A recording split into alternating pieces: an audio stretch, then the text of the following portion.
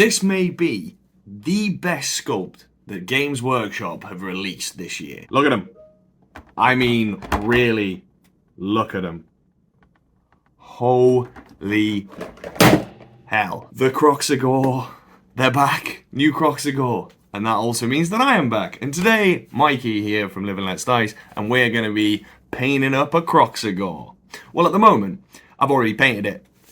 But movie magic. First of all, I just want to talk about, oh my god, like, look, they're beautiful. So much detail, so much like the armored plating on them. Oh my god, the weapons. Their accessories, very simple, don't need much, just some jade, you know, some jade bangles and some anklets and some neck pieces and stuff. It's really cool. But today, we're going to be going through a little bit of a commentary with me, narrating over how I painted this guy. And we're going to be looking at how you too can follow along and do what I like to call a swampy lizard boy. So sit back, relax, get your paint if you want to follow along. Or if you just want to watch it, watch along. We're going to be doing Kroxigor.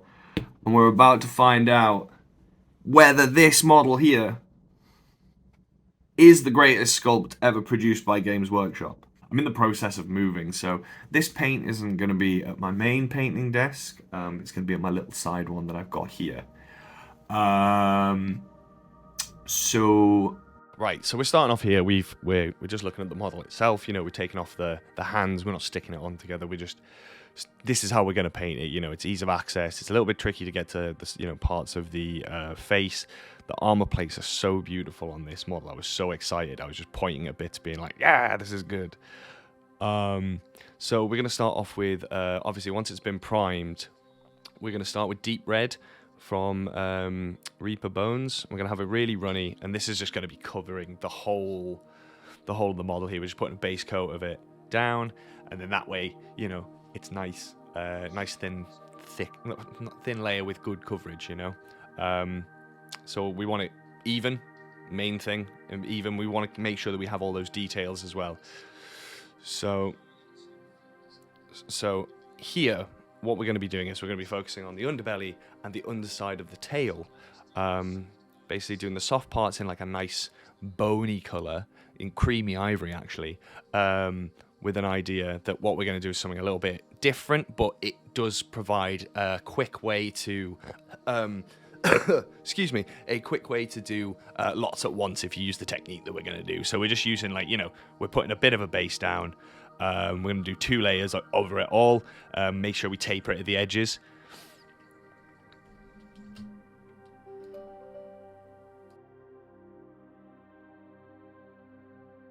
Okay, so now we've got the full coverage on the underbelly done.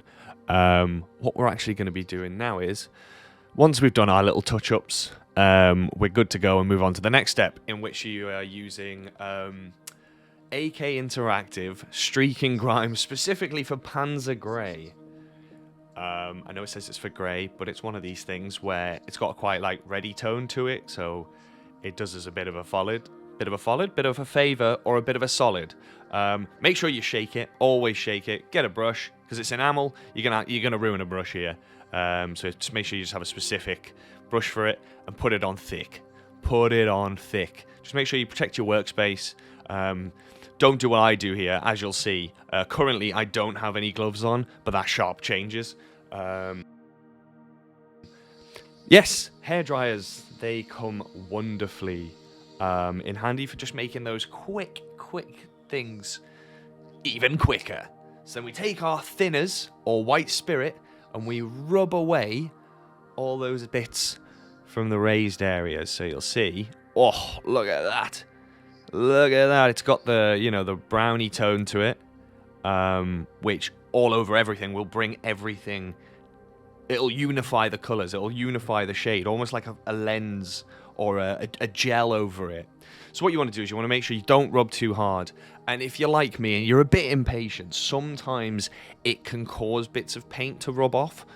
But don't worry. You'll see here, I knock loads of bits of paint off.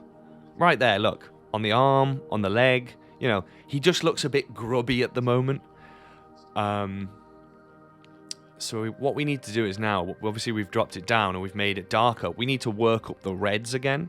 So what I'm going to be doing specifically here is, because I want a nice dark plate and a lighter skin, this red is going to be my edge highlight on my armor plates, and I think it's going to make it makes it really pop because the plates are so dark, whereas the flesh is so light comparatively, but we'll get there. You know, so right there, right now, that's where we're at.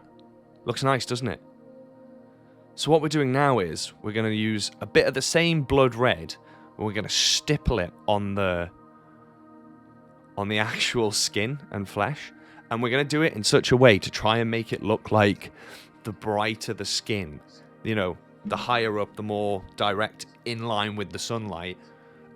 We want it to look like it is in sunlight, so we're going to break the colors up because obviously, you know, make it look like it's nice and shiny. It's good, you know. It's a technique that I like, so I'm using stippling, and stippling's good. You know, we're going in darker colors under the arms, but brighter on the top. So yeah, so we're gonna build these reds up, like I said, in line with sunlight. We're gonna build them up from red to orange, but we're gonna keep the plates nice and dark and dingy, so it'll create some contrast within the model and make it a little bit almost like the reverse of making shadows. We're actually just, by making lighter areas, we're making the darker areas kind of show more, if that makes sense. Might not have explained it right. I am a bit of an idiot. I just like painting. To potentially the disgust of many, what I'm going to be doing now is taking a little bit of neat paint here. And very similar to dry brushing, instead of like drying it off on a piece of paper, I'm using my palette to just kind of work it in, but get less of a ridiculous amount of charge on. And because I've put it on neat, which people don't really do, it's allowing me to build up the color very, very slowly. So as you can see here, there you go. That's the effect that I've got. It's you know, it's creating light almost in those areas that require that little bit of light. And as you can see, it's coming up through a nice red, and it's sticking with the swampy theme, you know. So instead of using blood red like we've just done now, we're going to take one step up in the Reaper Bones sort of fire and brimstone set. We're going to go up to the Phoenix orange, I think it is, or Phoenix red, one of the two. So now what we're going to do is we're going to do exactly the same thing, and we're going to build up a gradient on those areas where we've put some light already. So we're bringing that reddy tone, reddy orange through now. So yeah, you'll see as we kind of do it what kind of effect that we do actually get.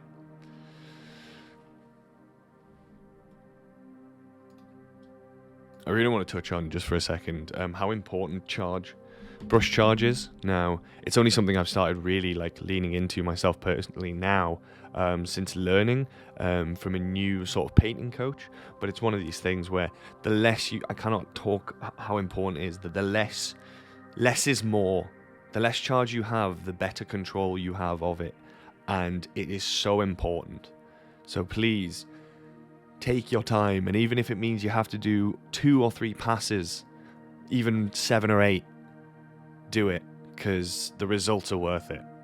The half steps of paint that we've got, color changes we've made, we're starting to really make, you know, some nice building of color, and it's starting to really begin to pop in those areas, creating a dynamic sort of shift between light and dark, which is a very important thing.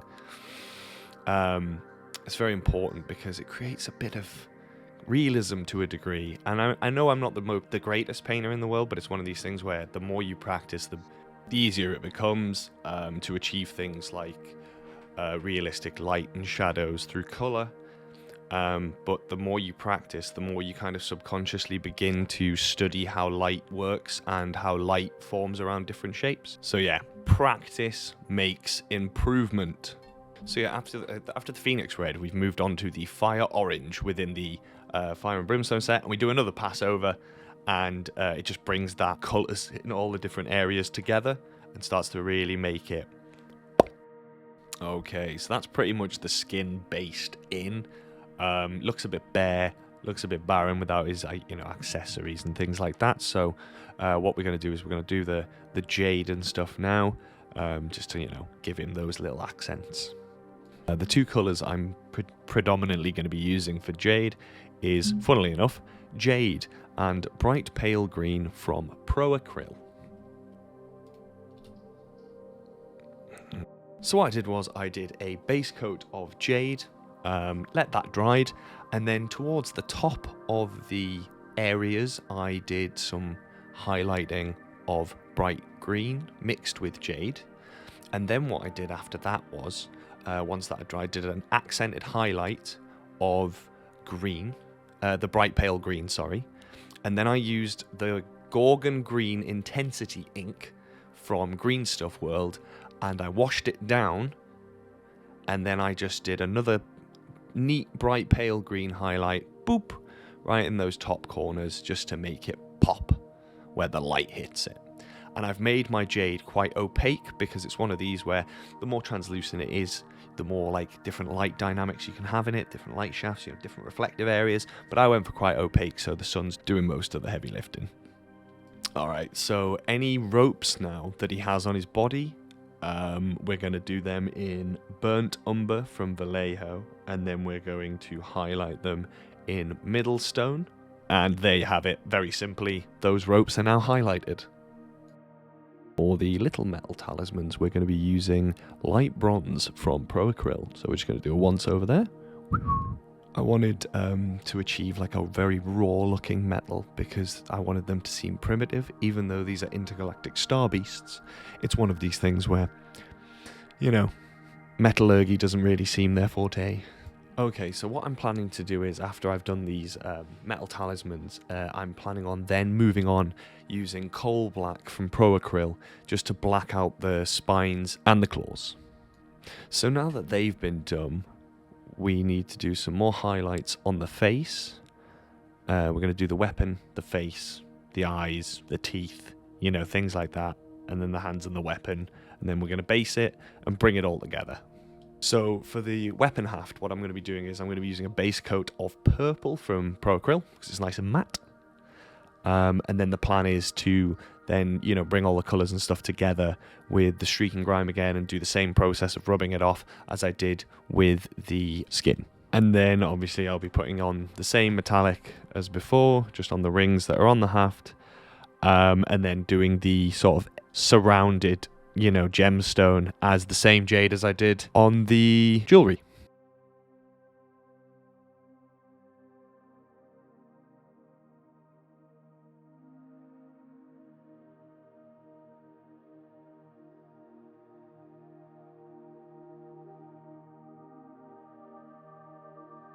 Okay, so we've put the base colours of the metallics where it needs to go on the head of the mace and the pommel.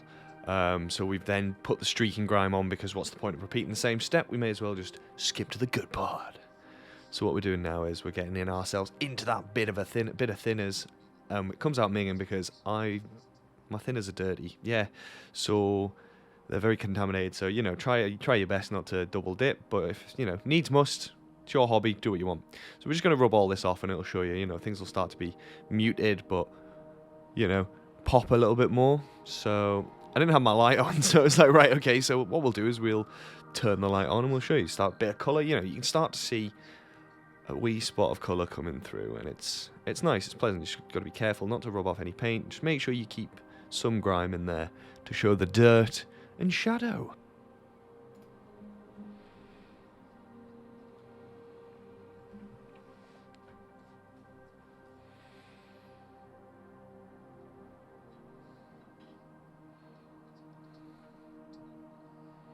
I'm just saying here that we need enough colour coming through to obviously show the colours, but we don't want too much because we don't want it to overpower everything else. We want the bright things to pop and the normal things to be dark.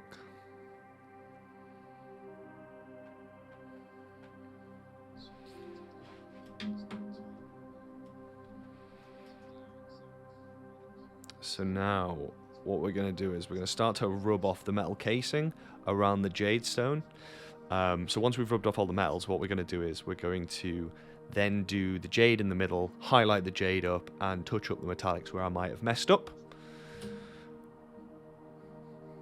And this bit's quite peaceful, so we're going to sit back and relax and watch me clean a mace.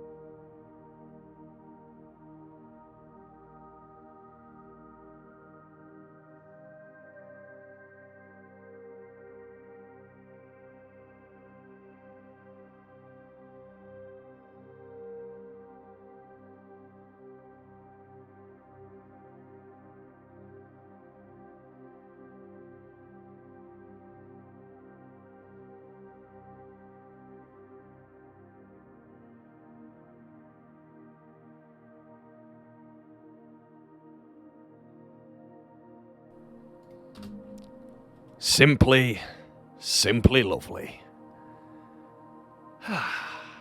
Peaceful. So yeah, as you can see, we've got a bit of... Our metals have a bit more of an oomph to them now.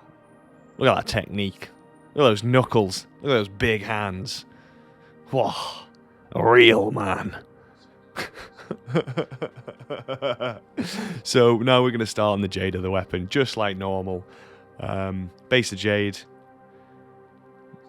and then on the raised parts the mixture, and then going up to bright green as normal, as per, and you know, wash it with some of the lovely Gorgon green ink from Greenstuff World Intensity Inks, and we're going to wash it down and go back in with the bright pale green again. So if I'm remembering clearly and correctly, I give a bit more of an idea on how I did the jade, because I felt bad about doing the jade before and not showing you.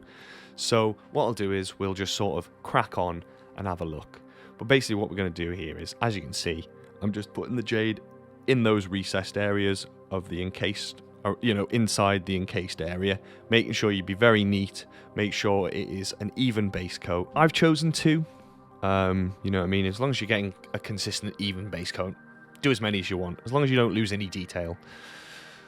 So what I'm going to do is I put this across all of the encasements here, as you can see. So you can see it's inlaid with the metal encasement around it. So what I'm going to do is we're going to highlight the jade, and we're going to highlight his hands a bit more, so a bit more of a stipple to make those hands colour match with his wrists.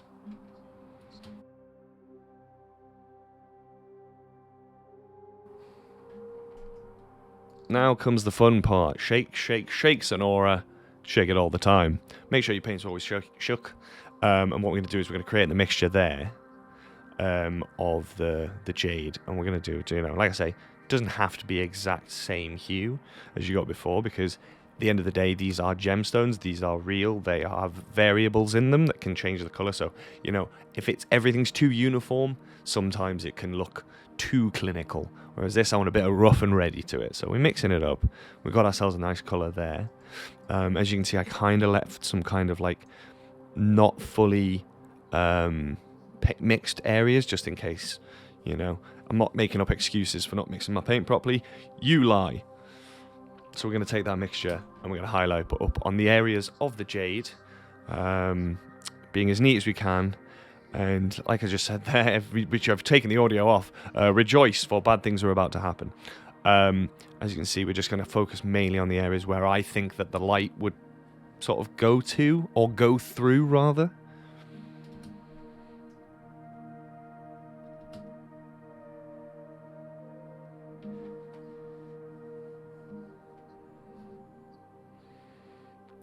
And I'm trying my best to stick with a direction in mind, you know, trying not to go against that idea of the light is coming through the same way, if that makes sense. That's what I tried anyway, but I think halfway through, I kind of got a little bit, like, sidetracked and just put it where I wanted.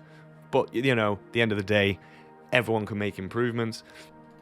As I sort of continuing to do the Jade, what I'm talking and thinking about at the time is how important it is, and a big step for me as a painter is to achieve realism. So I'm doing my best, you know, trying to use my knowledge of where light goes through stone, through you know, gemstone mainly, you know, mainly through things that are at least translucent. But it's all part of that journey of growing. I know there's a lot of painters out there that believe they're not that good because all they do is potentially what they consider to be simple technique. But the way I view greatness is your ability to replicate a lot of different techniques, kind of like jiu-jitsu, really. Strange thing to accompany it to, but you know, there's many different fundamentals that you can apply, and the more and graceful you are when you apply those is the way that I see a good standard of, you know, good standard to work from when it comes to painting.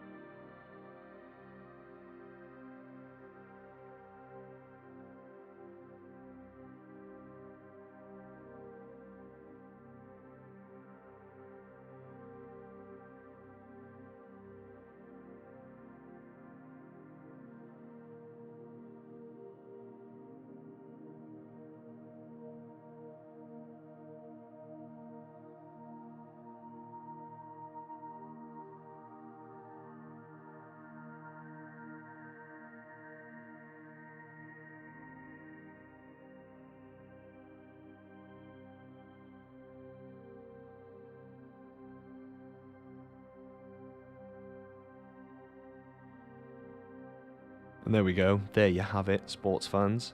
There's the first pass of the mixture. So what we're going to do is we're going to apply that across the entire of the Jade within the encasement. You know, make sure we keep out the recesses to make sure we've got those different light tones coming through. And then what we're going to do is show you that. So yeah, here we are. It's been done. We've applied it across the board to the weapon, just so we can see. Look at all those like different lines cutting through it. So now we've got our basis to work from when it comes to applying the pale bright green. So yeah, I'm quite happy with it at this point anyway, but we're just going to take it up that little bit further. Right, here comes the green. Do. So yeah, get a nice consistency there. And I always realize that I always use way too much paint. Like, it's one thing I'm trying to learn is get better with my paint efficiency. You know what I mean? I've got no excuses as to why, but here we go. We're just going to start applying the... make sure we haven't got too much charge. As you can see there's not too much paint in my brush, so it's not going to go flooding out all over that. So what we're going to do is we're going to quickly just start applying now the pale green just to the top areas, you know, where the light's going to go bing straight off. And actually, I think I do mess up and have too much charge on my brush at one point. I genuinely flood part of it, but I don't know if I've edited that out at this point. But you know what? It's just to show you, we all make mistakes. So yeah, just touching it in little places towards the top of those gemstones, sort of trying to go at the same sort of angle, you know, sort of. At the moment, I appear to be going left to right a bit, but trying to get that light refraction to come through different areas. I've still got a long way to go when it comes to gemstone working, but do you know what? I'm very happy with how this has actually turned out.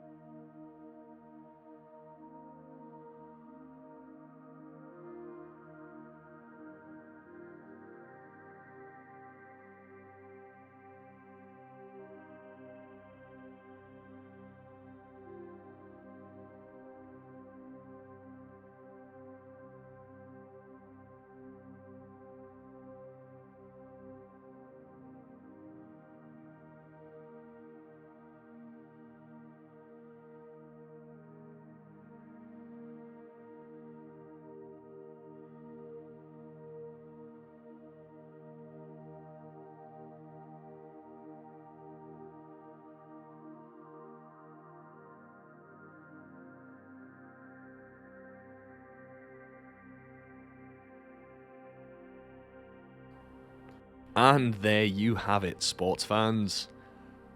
We've applied the pale green across the entire gemstone core. And now we're going to go at it with some of that green, Gorgon green wash again, as we did before. So here we go, you know, very standard stuff. Just going to wash it down. I did have candy ink Jade green from Greenstuff World, but I thought I didn't want the gloss to it. I kind of wanted the darker, you know. So I wanted the more opaque option. So what I'm using is I'm using the green to just make that. It's just to really intensify the green hue. So put the green, you know, get the green, use the palette to knock off any excess that you want. You don't want this going everywhere, because obviously the more it goes everywhere, the more things that you actually have to touch up and fix in the end. So obviously, you know, being neat as you can, just going to intensify that green. It can be thicker in areas, you know what I mean? It's up to you. Put it on how you wish. Ad nauseum. It's your model. Don't let anyone tell you different.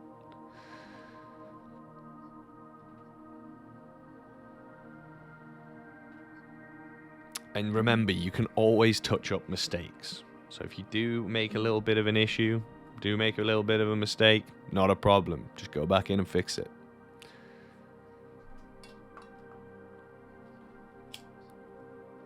I noticed at the moment in the video, I actually shake quite a lot, but I realized that I tend to do most of my filming in the morning before I've eaten anything, so it's kind of on me. So if you want to, you know, achieve detail, make sure you eat. It's important. And there you go, we've got the start of a nice jade green forming. So what we'll do is we'll probably no doubt extrapolate this across the entire case.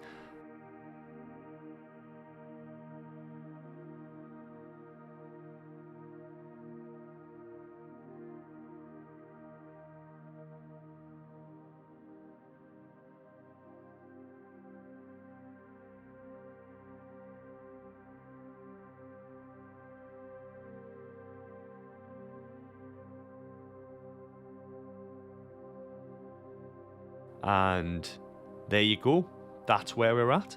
It's not dry at the moment, but I'm genuinely quite happy with how that's starting to come out. It really pops in comparison to the other colour palette that I've used. And there's the nice little glimpse of Squirtle there that I'm painting up for my mate's birthday. So now what we're going to do is we're going to go back in with the pale green again and just ping those areas just to make it go pow. You know, being nice and gentle. Not going crazy, because less is more.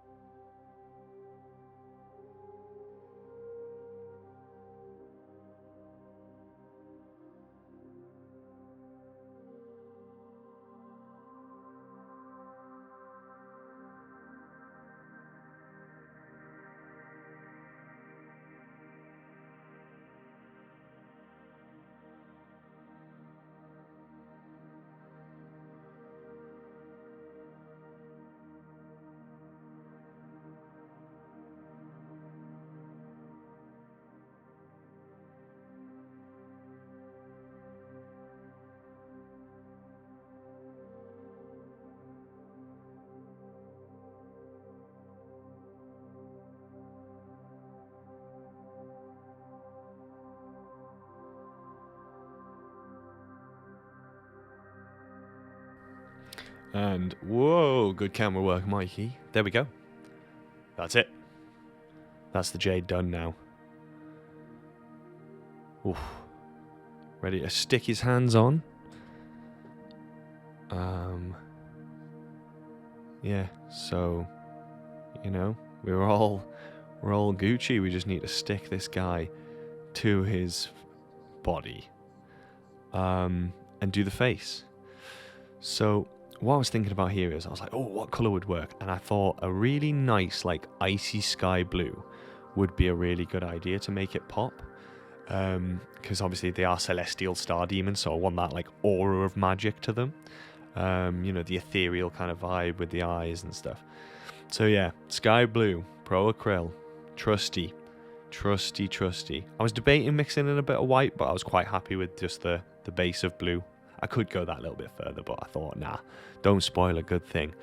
What you can't see at the moment is I've got my sexy gogs on, my magnifying glasses, goggles, head torch, whatever you want to call it, Greenstuff World, because I struggle with doing eyes in very small detail. I have tried so hard to get this right, and do you know what? We did it. So it's one of these things, just breathe, take your time, and just don't go crazy with the charge, you know, just... So I'm sorry you can't really see the technique I'm doing, but I'm very, very close up, very close to the light, so I can see what it is I'm doing. So I'm trying to turn the camera, because I realise that, you know, this is the part that people want to see. Show us the money shot, Michael. But no, so we're going for it. So we're just eyeing up where the pupils actually are. So, yeah, just like I said, take your time, breathe, make sure you don't have too much charge, and just work. Put the work in, get it done. Just, you have to do. The more you worry about it, the less likely you are. Oh, there we go. There's the brim of the glasses and the torch. The more you worry, the more you get in your head. You've just got to do it. So there is that side of it. You can have like a mental state while painting, and obviously the best one is serene. But you know what? Whatever works for you to achieve your art. So we got one eye there done, but because of the way that the light was, you couldn't really tell. So what I did was I was like, all right, we'll do the next one and then we'll have a look. So I managed to do it on the first couple of passes. It was good. It was good. We achieved well.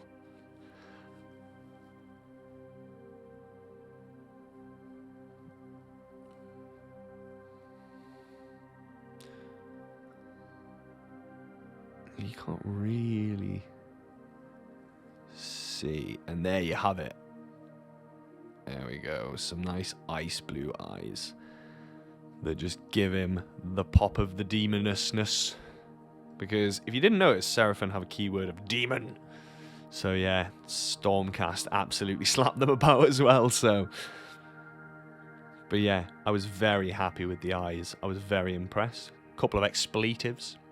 So while we're on the subject of the face, we're going to use some more Phoenix Red.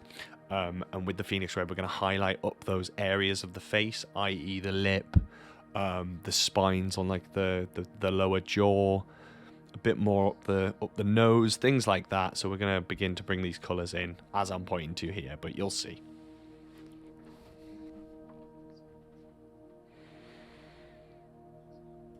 So yeah. Bit more on the chin, bridge of the nose, spines, just some nice stuff. And then we'll do the teeth once we're done. And we'll glue them all together. And then we're going to stick them on a base.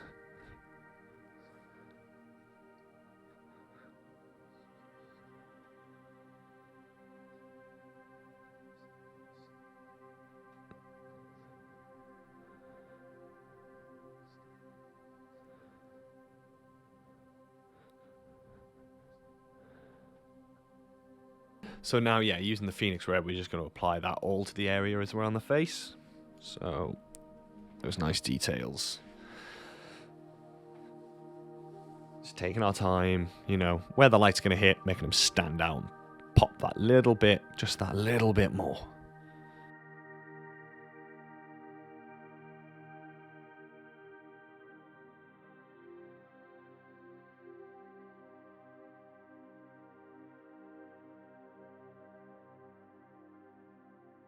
So I'm reminding us here that when it comes to actually painting these lips and stuff, it's very easy to go higher or use a lot of paint because you want...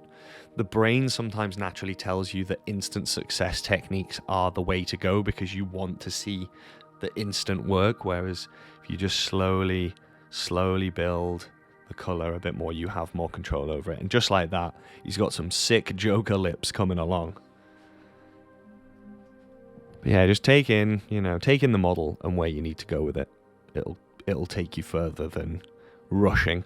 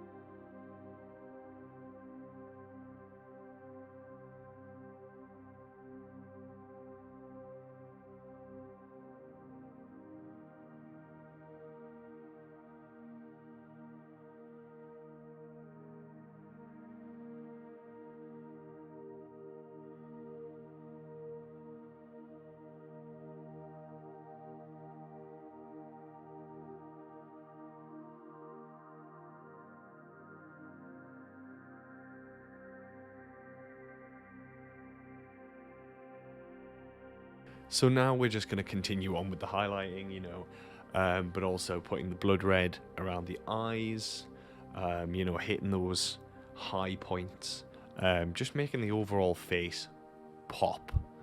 Making sure that I leave the plates dark because that's where I want the contrast. I want the contrast in the armor. So I'm just making sure that the blood red, as I've done around the nose, the chin, the spines, continues down. I make sure that there's, you know, a nice stripe as well going down, which you'll see as the video goes on.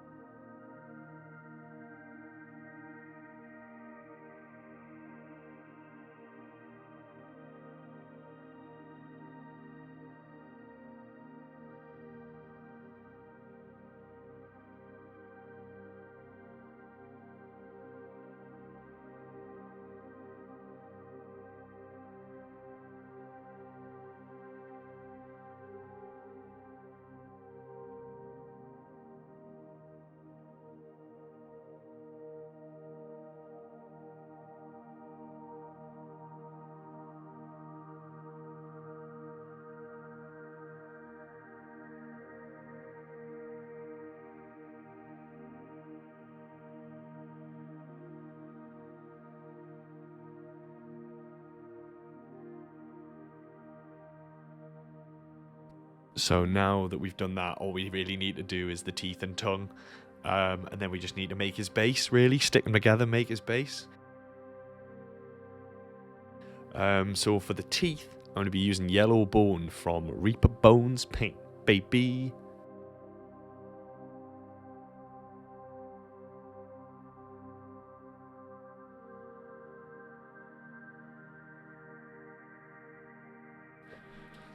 And with us doing teeth, we want to make sure that the charge on our brush is not very high. We're just going to lightly sort of colour them in, really, not creating any sort of oversized teeth with just too much paint. You know, when doing teeth, obviously it's a very small area, so I tend to think back of the late, great Bob Ross, where we don't make mistakes, we just make happy accidents. So what you want to do is you can always cover up anything that you can do, you know what I'm saying? You want to make sure you get both the bottom and the top teeth, because you don't want them to look weird. Very important. I'm leaving the coughs in for authenticity. So once the teeth are neatened up, what we're going to do is we're going to do the tongue, and like I said, exciting, bringing it home.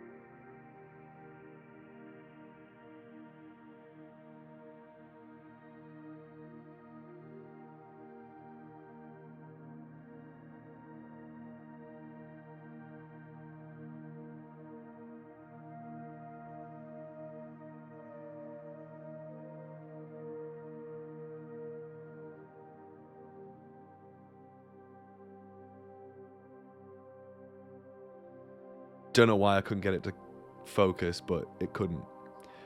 There we go. Teeth all nice and clean, the top ones. So now, once we've done the top ones, we need to make sure we do the bottom ones, like we've just done. There. Ta-da!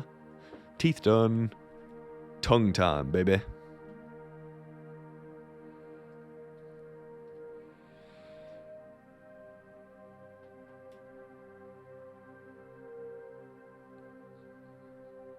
So what I've gone for is, with the tongue, I've gone for a bit more of a glazed consistency of the purple, because I want some of that red to still show through the purple.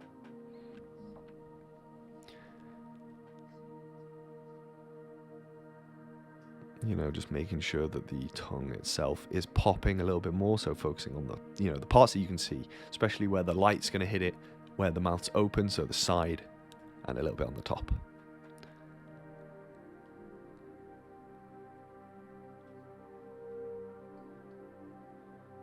And just by adding it, it gives us that wee bit more colour. There you go. He now looks alive. So let's stick them together, baby. Boom. Whoa. Dead happy with that. Nice and swampy. I've even just done raw gold for the tail encasement, just to give it a bit of differentiation. But I'm happy with how it's looking, baby. Let's give this man, lizard thing, something to stand upon. And I believe Swampy Lizard Boy is go. And obviously, following along with this, you can replicate this scheme if you want, if you like it. If you think of other colour schemes that you would do, let me know in the comments below. I'm really wanting to know what you guys are going to do with your Seraphon, Kroxigor, extrapolated across the whole thing. I want to know how sexy everything is going to look in the mortal realms. So, you can, like I say, you can follow along and you can put as much effort in as you want, or as, you know, take from it the small lessons. Alright, so what you're going to do is just take some cork sheet, you know, take a rough size, see how big it is, and rip off the sides to make it look natural. Apply wood glue is what I'm using. You can use super glue if you want, but I like using wood glue. Basically apply that all over, and you want to stick the pieces down. Like I said, ripping parts off, making them look natural. For the second part, you're going to want to, obviously, we're going to make it a double layer thing, so we're going to make sure the Kroxigor can stand on a piece. So then we're just going to rip that up, glue it down as well. Oh look, it looks like it's bending, so you're going to need to weight it while it's doing its thing. So what I've done here is I've actually added another little rock there. What I didn't show you, coat it in glue, then dip it in sand, then prime it.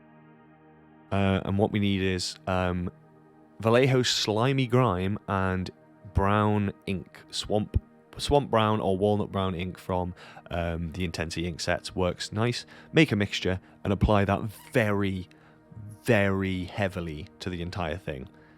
So look at that, it's already looking like dirty, swampy, marshy. So what we're going to do is, while it's still a bit damp, we're going to, on the parts that are raised around the edges, we're going to darken them down with some dark, neat brown ink. And it's going to give it like almost like there's a watery runoff around those areas. So it's going to look really nice once it's on, you'll see.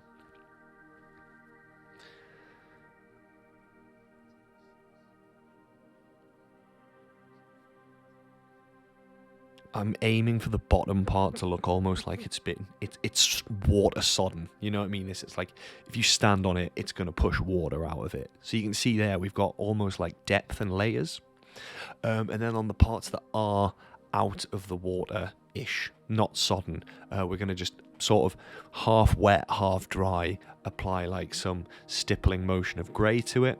Once we've done that, we're going to stick down some spiky brown, like thorns and stuff, and some dead grass around it just to make it look like it's got some foliage, looks like it's alive. So then what we do is, once we've got that, it looks okay, it looks alright, but once we stick the model on, that's when it comes to life. The model is the main character, and the base is the story that they're in. And there you have it. That's me, that's Mikey, and that's how I'm doing my Kroxigor for you, to show you at home how we do it.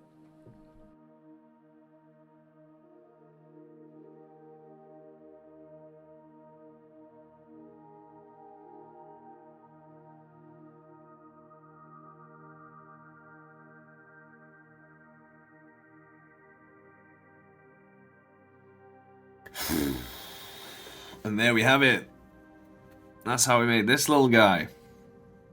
A nice little bit of narration from yours truly. What a great time we've had. You know, I've really enjoyed it, and it's glad to, even though it's not my usual setup of, which is going to change because I'm in the process of moving, you see. I'm moving flat, so I'm going to have a dedicated studio space in the flat, which is really cool, actually. So expect some new things coming for me, sort of mid to late summer. But yeah, I've been Mikey from Living Let's Dice, and I really hope that you've enjoyed or learnt something from this video. I hope that even if you got 5 seconds of enjoyment out of it, or you learnt a new tip, that means it's worth it. And we can't do it without all of our supporters. You're all wonderful, wonderful, wonderful people who have made 4 little girls' dreams come true, you know? Big thank you to Warhammer for sending this out to us, as usual. You're absolute geezers. And I hope you've enjoyed what I've created. I'll be putting posts up on like my Instagram, like I said. So yeah, if you want to check us out on anything else, you can check us out at loud_official on Instagram and at loudtweet on Twitter. And you can follow me, Mikey, at fangandbang, all one word, on Instagram, where I'll be putting up pictures of my minis and stuff. And if you do want to support us or anything, please consider becoming a member or using our affiliate links below. We get a little kickback from you just buying your simple hobby supplies. Take care of yourselves. Keep up the painting. And have a good time. Kisses.